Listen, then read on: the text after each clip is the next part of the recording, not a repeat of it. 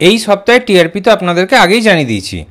আর এই সপ্তাহে টিআরপিতে সবচেয়ে বড় পরিবর্তন হলো যে এই সপ্তাহে পরশুরাম ধারাবাহিকটি বেঙ্গল টপার হয়নি, রাজ রাজেশ্বরী রানী ভবানী ধারাবাহিকটি বেঙ্গল টপার হয়েছে। তবে স্টার জলসা চ্যানেল যে টিআরপিটি ফলো করে সেই টিআরপিতে কিন্তু রাজ রাজেশ্বরী রানী ভবানী ধারাবাহিকটি বেঙ্গল টপার হয়নি, অন্য ধারাবাহিক বেঙ্গল টপার হয়েছে। ওদিকে কথা ধারাবাহিকটি টিআরপিতে অনেকটা এগিয়ে গেছে। তাহলে স্টার জলসা যে টিআরপিটি ফলো করে সেটি চলুন জেনে নেওয়া যাক। এই টিআরপিতে কিন্তু এই সপ্তাহে পরশুরাম ধারাবাহিকটি প্রথম স্থানে রয়েছে। পরশুরামের সাথে রাঙামতি তীরন্দাজ ধারাবাহিকটিও প্রথম স্থানে রয়েছে। দুটি ধারাবাহিকের টিআরপি হল 9.5। এরপর দ্বিতীয় স্থানে জায়গা করে নিয়েছে রাজ রাজেশ্বরী রানী ভবানী, টিআরপি হল 8.9। আর তৃতীয় স্থানে জায়গা করে নিয়েছে পরিণীতা ধারাবাহিকটি, পরিণীতা ধারাবাহিকের টিআরপি হল 7.2।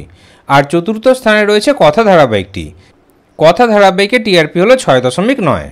পঞ্চম স্থানে দুটি ধারাবাহিক রয়েছে, জগদ্ধাত্রী এবং ফুলকি, দুটি ধারাবাহিকের টিআরপি হল 6.7। ষষ্ঠ স্থানে রয়েছে চিরসখা, টিআরপি হল 6.6। সপ্তম স্থানে জায়গা করে নিয়েছে অনুরাগের ছোঁয়া, টিআরপি হল 5.8। আর অষ্টম স্থানে রয়েছে নতুন ধারাবাহিক দাদামণি, টিআরপি হল 5.1। তাহলে স্টার জলসা যে টিআরপিটি ফলো করে সেই টিআরপিটি জানতে পেরে আপনাদের কেমন লাগলো? এই টিআরপিটিও কি আপনারা প্রতি সপ্তাহে জানতে চান?